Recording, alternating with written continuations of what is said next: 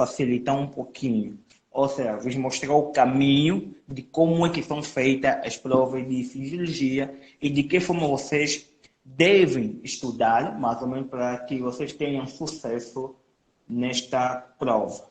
A prova não é difícil e também não é fácil, mas a prova é acessível a todo mundo, porque isso vai depender até onde que vocês vão lendo ou até onde que vai a vossa compreensão. Por isso nós aqui vamos tentar dar algumas dicas para como se sair bem nessas provas, tá bom? Então vamos já começando. As primeiras dicas aí vem. Primeira dica, relaxe. Esse relaxe veio com dois V, para você relaxar. É mesmo para você relaxar, então primeiro relaxe. Relaxe mesmo. Vai com prova com aquela calmeza. Porque quando nós vamos com aquela ansiedade, o estresse, a gente comete alguns erros que nós poderíamos evitar. Então a primeira coisa é relaxar. E você consegue, se você relaxar, você consegue dar um jeito a isso. E o segundo ponto, que são dicas iniciais, é uma prova e confie na sua capacidade, você consegue. Todos nós temos que ter a autoconfiança, temos que acreditar em nós, que não. Apesar da fama que eu ouço sobre fisiologia, eu consigo. Porque tudo começa pela mente. Se você ir com uma atitude assim que, não vou conseguir, é difícil, também não vais conseguir. Porque a mente é o centro de tudo, a mente comanda o corpo. Então, a primeira coisa, nós temos que ir com a positividade, optimismo, temos que ser otimistas. Terceiro, aquilo que eu disse, não se abale com os ouvidos dizer, mas concentre-se na sua meta. Eu sempre digo desculpa, uma coisa muito bonita, é que nós não podemos nos basear na experiência do outro. O outro fala, não, essa cadeira é muito difícil, a prova de fisiologia é muito difícil. Será que ele fala o lado negativo, ou seja, o que ele não fez? Porque às vezes nós só colocamos fora a dificuldade do professor, nós só colocamos fora aquela dificuldade. Então, nós temos que saber que quando uma pessoa nos conta sobre alguma coisa, nós não podemos confiar 100%. Temos que basear sempre a nossa experiência. Por isso, concentre-se na sua meta. Tá bom? E o quarto, escreva o seu nome completo em toda a folha da prova. Bem, a prova é como se fosse um fascículo de fisiologia. Já vou avisando. Aquilo é como se fosse mesmo um fascículo. Então, você vai ter que escrever nome em todo o fascículo. E isso é muito importante, porque tivemos casos dos colegas que a prova não foi corrigida só pelo fato de não ter nome. Então, escreve a primeira coisa, escreve ainda o nome antes de ler a prova, escreve o nome, depois de você escrever todo o nome, aí sim, você pode começar muito bem a prova, tá bom? Então, vamos avançando e vocês vão vendo mais dicas. Essa pergunta que muitos fazem, a fisiologia tem muita coisa, apesar que a geral é um pouquinho mais encurtada, a especial tem mais conteúdo. Quando ele pergunta isso, como é que eu estudo a fisiologia? Sabendo que tem muita coisa, como é que eu estudo? Tá aí tem algumas dicas que eu vou desenvolver, algumas dicas práticas que eu vou desenvolver. Então, a primeira dica, essa dica é relativa, tá bom? Assistir videoaula relacionado com o tema e aprofundar no livro recomendado. Por que eu digo que é relativo? Porque tem pessoas que fazem o inverso. Primeiro, leem os livros recomendados.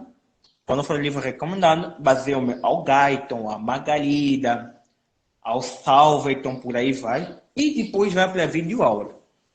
No meu caso, o que funcionou foi o inverso. Então, vou aconselhar os colegas tentarem as duas vias. É bom tentar as duas vias. Primeiro, aquela via que... Primeiro, vocês vão começar pelos livros, depois vão para a videoaula, ou podem fazer o inverso, começar pela videoaula e acabar pelos livros. Os dois métodos valem. Então, continuando, nós também temos dois. Estudar em grupo e debate, mesmo antes da prova, ajuda na troca de ideias. Esse também foi um dos métodos muito fixe. Por quê? Porque quando é o debate, quando desculpa, discuto um assunto com alguém,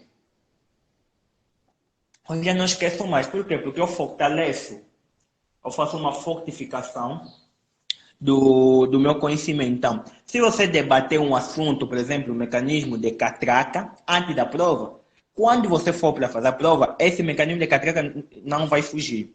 Então, mais ou menos, é um conselho importante que eu deixo. Mas isso não é só no dia da prova. Tá bom? Entenda, esses debates têm que ser dias antes, porque quanto mais você repete o mesmo conhecimento, mais você fica apurado, ou seja, mais você fica bom naquele mesmo conhecimento. Então, eu aconselho fortemente os colegas a fazerem isso. Depois daí, nós temos que procurar desfazer o que, como e porquê. Na fisiologia desculpa, tem muito essas três palavras. Temos os o como e o porquê.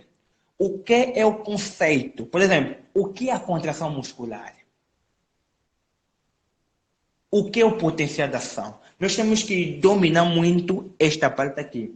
Porque se você não conhecer bem o conceito, dificilmente você vai conseguir saber o como e o porquê. Não, primeiro você tem que saber o que é isso, o que é a contração muscular. Esse é o primeiro ponto. Depois de vocês saberem isso, ou dominarem isso, então você já vai para o como. O como é o mecanismo. Como é que ocorre o mecanismo da catraca, por exemplo? Como é que ocorre o potencial de ação? Os, quais são os canais que abrem? Quais são os canais que abrem para que ocorra o potencial de ação? E isso deve ser de uma forma sistematizada.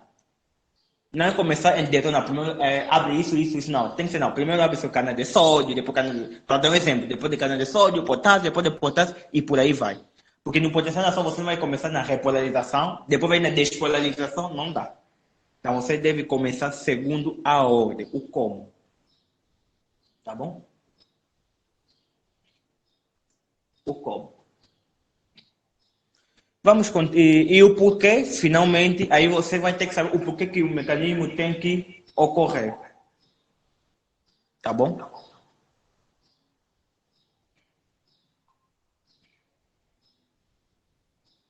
Aí tá aqui, tem uma dúvida?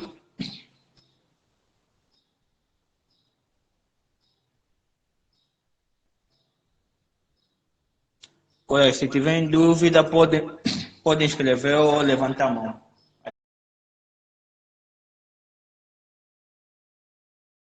Travado, infelizmente. Então, continuando. O que estudar? Aulas teóricas, tem que estudar as conferências, acho que são por aí 10 capítulos, começando da introdução, tem que estudar do Water Cannon, que é homeostase, qual é o mecanismo de regulação, feedback positivo, feedback negativo. Vocês são obrigados a conhecerem essas coisas, tanto feedback positivo, negativo, o Claude Bernard, que deu o meio interno, o que é o meio interno, quais são iões que nós encontramos mais no líquido extracelular, no líquido intracelular. Então, todos esses detalhes você deve conhecer. E também os seminários apresentados. Olha, os seminários apresentados não falta pergunta sobre os seminários, tanto os neurotransmissores e as sinapses. Ele pode perguntar, por exemplo, é uma das perguntas que estão na nossa prova. Quais são os neurotransmissores da anestesia geral e local? Você tem que saber isso. Qual é o mecanismo da anestesia local? Tem que saber isso também. Então, são mais ou menos estas perguntas que saem. Não esqueça dos seminários apresentados, porque vão sair mesmo. Vai sair mesmo. E aulas práticas. A aula prática vai sair a eletroneuromiografia. Aí vão perguntar as características, que nós temos amplitude, velocidade, por aí vai, o que é, o que é. Então, isso tudo é importante você conhecer. Porque a prova é uma mistura. Ele pega a conferência, os seminários e as aulas práticas. Mas maior porcentagem vai mais para a conferência. Depois vem o seminário e finalmente vem as aulas práticas. Então, é mais ou menos nesta ordem. É nesta ordem que as coisas são feitas. E aí tem um ATT, sem esquecer de ler os livros recomendados para uma boa argumentação. Não esqueçam disso. Pode avançar.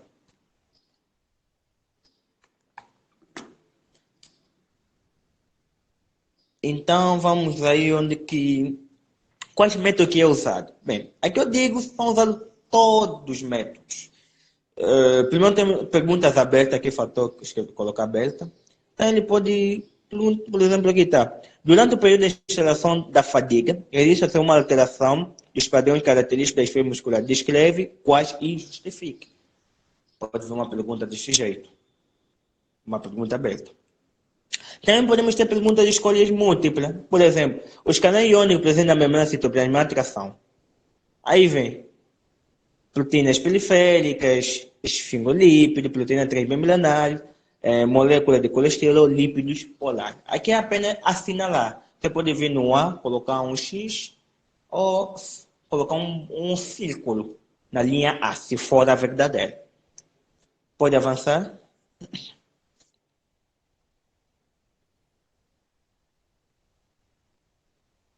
Também temos o método verdadeiro e falso. Acho que na apresentação que está assim, mas no documento original também verdadeiro e falso. Então, verdadeiro e falso vem, por exemplo, essa pergunta aqui. Sobre os neurotransmissores, assinale V a verdadeira e F a falsa. O GABA é o principal neurotransmissor excitador do sistema nervoso? Se for verdadeiro, coloca V. Se for falso, coloca o F. Essa pergunta saiu mesmo, por isso eu coloquei. Acetilcolina atua nas junções comunicantes. A maioria das sinais do sistema nervoso central são do tipo elétrica. A liberação de neurotransmissor na fenda sináptica depende do íon cálcio. Sempre atua no neurônio pós-sináptico e nunca pré-sináptico. Certo? Essa última pergunta que eu li, quem vai responder com certeza é aquele que fez bem um seminário, porque no seminário das sinapses vocês aprenderam que nós temos dois tipos de receptores.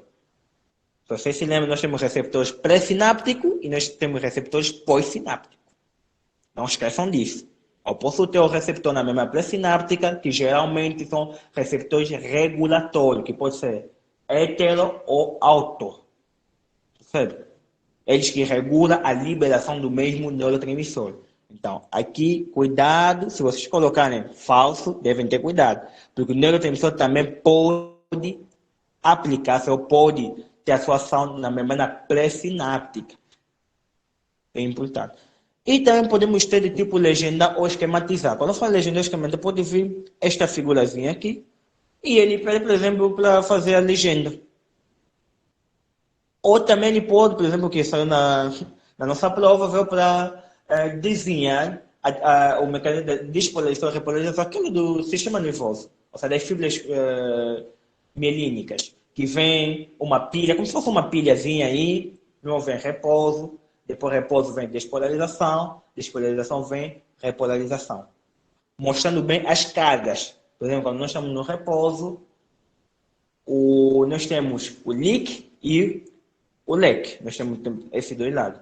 Então, vocês sabem que um lado é mais negativo, outro lado é mais positivo. Então, quando eu estou menos, eu estou no repouso. Quando o leak, quando há aquela inversão das cargas, ou seja, o leak tem a tendência de tornar-se mais positivo, aí eu tenho uma despolarização. Então, vocês vão ter que esquematizar isso. Isso está no gaito. Está no gaito. Então, vamos lá, exemplo.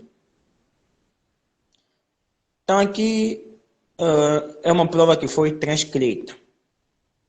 Então, aqui temos alguns exemplos. Aqui mostra escolha múltipla, o mecanismo da carga para o músculo esqueleto é devido a... Aí tem. A norepinefrina liberada na fenda sináptica, se é verdadeiro ou falso. E aqui pergunta o que são os estímulos. Tá bom? Pode avançar. Meus caros colegas, o que eu tenho para trazer no dia de hoje é mais ou menos isso. Então, estou aberto a dúvidas, inquietações e tudo mais sobre a prova.